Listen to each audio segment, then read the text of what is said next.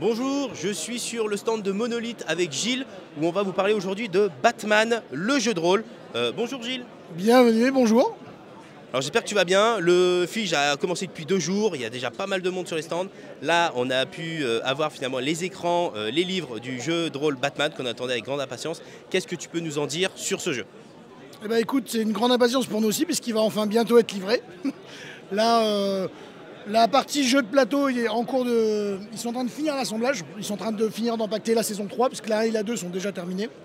Et sur la partie, je m'excuse, j'ai pas beaucoup de voix les gars. Et sur la partie jeu de rôle, donc là le print est en cours, enfin il a commencé là puisque le nouvel an chinois a terminé. Et donc on va être sur une livraison des produits entre mai et juin pour le début. Peut-être un peu plus tôt encore pour le jeu de plateau, puisque là comme je disais c'est quasiment terminé. Donc voilà, donc en mai-juin, les gens ils vont pouvoir commencer à tâter la bête physiquement aussi bien pour le jeu de plateau que pour le jeu de rôle. Donc non, on en est vraiment très content de la qualité de ce qui est sorti. Et pour un premier vrai jeu de rôle qu'on a fait tout seul, puisqu'on en avait déjà un avec Black Book, on avait fait Capitaine Voodoo ensemble. Et là pour notre premier, on est vraiment content quoi. Vous aviez fait Panthéon aussi en Mythic Battle. Il y avait eu Mythic Battle Panthéon, mais en toute honnêteté, donc il y avait. Alors attention, accrochez-vous. Monolith, Mythic Games et le gros du travail, le très gros du travail avait été fait par Black Book Edition. En fait, ça avait été commissionné et donc c'était Romain D'Huissier qui avait abattu un taf assez dingue puisqu'il a fait tout le jeu de rôle en quelques mois. Et pourtant, alors que l'or et tout qu'il a fait est vraiment super sympa quoi. Donc là, c'est vraiment le premier qu'on a fait from scratch et intégralement sur la gamme quoi. Une super nouvelle, j'allais dire, donc là en plus vous arrivez avec 3 livres, le guide le livre de base, le livre d'aventure et le guide, ouais. Voilà. Est-ce que alors ça va arriver, déjà la petite question c'est en gros, est-ce que ça va être les livraisons en mode ceux qui ont pledgé le jeu de rôle et le jeu de plateau recevront tout en même temps, ou est-ce qu'il y aura 2 vagues d'envoi ou... Alors je vais pas te mitonner pour l'instant, j'en ai aucune idée. Okay. C'est surtout le partenaire logistique qui va décider de comment on va faire pour faire au mieux. Je pense que ça va être, à mon avis, c'est le jeu de plateau va arriver un peu avant. Donc je pense que les gens qui ont pris que le jeu de plateau, je suppose qu'ils vont tout de suite envoyer, comme ça c'est fait. Logique. Ce qui permet aussi aux autres de le recevoir plus tôt, puisque dès que le jeu de rôle arrive, ils seront servis en même temps.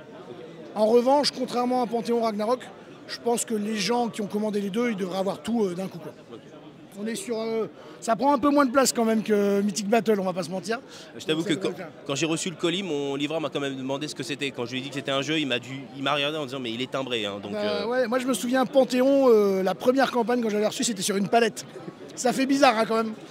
Le regard de ta femme fait un peu bizarre aussi. Le regard des voisins aussi en mode c'est très étrange. Pour revenir sur Batman, qu'est-ce que tu peux nous dire finalement sur, alors je vais dire l'univers pas forcément parce qu'on connaît tous Batman, mais plutôt sur le système de jeu, comment est-ce qu'il fonctionne et qu'est-ce que finalement on va retrouver dans ce que vous nous avez proposé.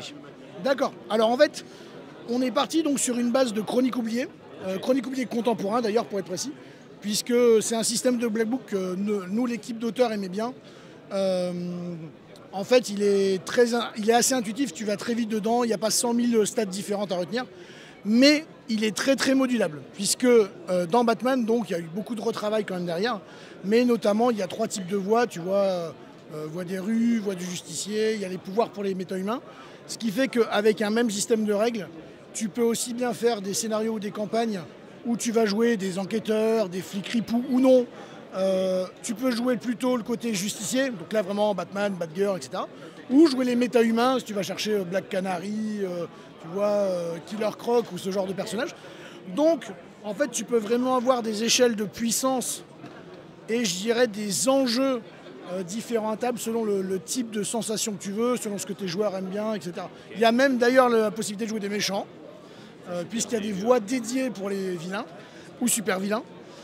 Et donc, tu peux mixer un peu tout ça. Et après, il y a aussi tout un système d'éthique avec justement de la loi du chaos, de l'ordre, puisque par exemple, être un bon flic, c'est quelque chose déjà compliqué dans la vie courante, je dirais, mais alors à Gotham, alors là, c'est une campagne épique en soi. Ouais, on est d'accord, c'est un défi. C'est pas simple d'être droit à Gotham. Donc, le livre de règles contient toutes les règles pour permettre tout ça, avec aussi tous des conseils également pour comment mener les enquêtes, comment ça marche le système judiciaire, tu vois, si tu veux vraiment faire la partie flic à fond. On a un second livre qui est le livre d'aventure, qui lui a 2 campagnes, une vraiment plus enquêteur et une un peu plus haut level on va dire. et pas mal de one-shot avec des personnages préfaits. Donc il y a un scénario d'ailleurs avec que les meufs, tu vois, où tu as la totale, Black Canary, Batgirl, Batwoman, un bon girl power, ouais. Et donc tous les scénarios, ils sont quasi clés en main. Il y en a une quinzaine de mémoire, je crois qu'il y en a 15 ou 16. Donc ouais, tu peux jouer un moment sans avoir à réfléchir à ce que tu vas faire. Et en plus, il réutilise aussi une partie des maps du jeu de plateau, tu vois, donc pour certaines, tu peux ressortir, faire ta popote, etc. Et ensuite, donc, on a le guide de Gotham, qui lui est en gros en deux grosses parties, en 3 parties. Il y a toute la partie guide de la ville, donc on fait les lieux iconiques et quelques lieux vraiment intéressants. Je crois qu'il va y avoir quelque chose comme 120 ou 150 lieux décrits. Et pour chaque quartier, on a fait aussi une liste d'events. Tu vois, des petits pitchs de trucs qui peuvent arriver que tu peux soit utiliser comme amorce de scénario. Ou qu'on peut générer automatiquement. Ou si tu as un petit temps mort dans ta partie et tu sais pas trop comment la relancer ou autre. Donc ça, je crois que tu dois en avoir une centaine aussi, tu vois, dans le bouquin. Ensuite, tu as toute une partie qu'on appelle sous le costume, qui en fait, alors là c'est vraiment le travail admirable de Xavier Fournier et Alex Nikolavitch, qui sont 2 grands spécialistes français du comics. Et en fait, par exemple, tu vois, si tu prends Batgirl, tu as le détail de la biographie de toutes les Batgirls qui ont eu le costume Batgirl. Et par exemple, moi je ne savais pas au début, et les grands fans de comics pourront me jeter des pierres, je n'imaginais pas le nombre de Clayface qu'il y avait eu.